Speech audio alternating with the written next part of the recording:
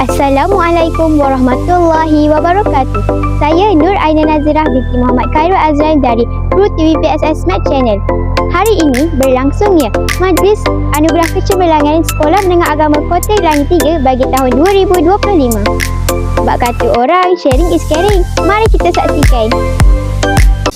Di sini kita senang, jangan dibikin tegang.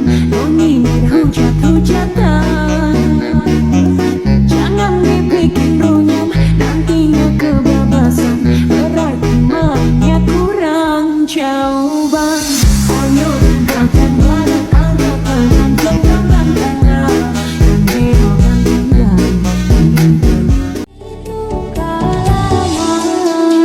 Yang buat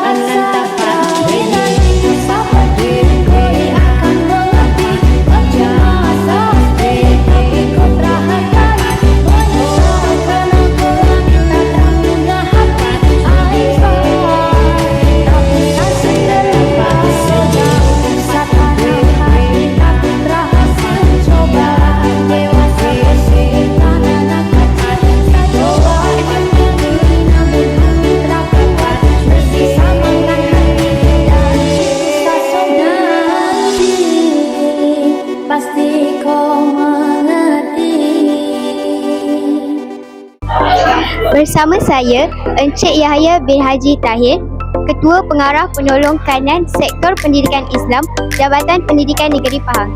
Assalamualaikum, Cik.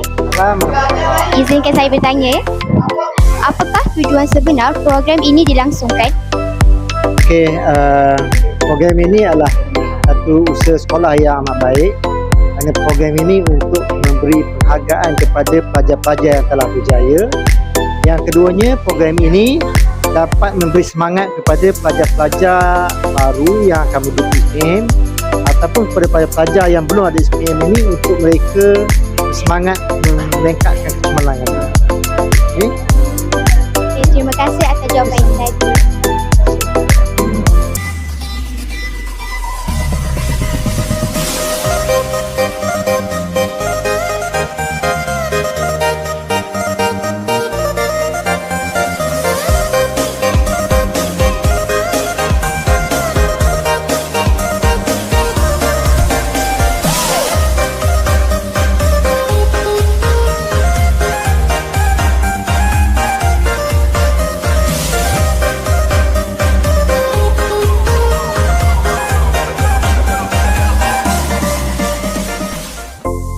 Bersama saya, Nurul Nuwairah binti Abdul Aziz.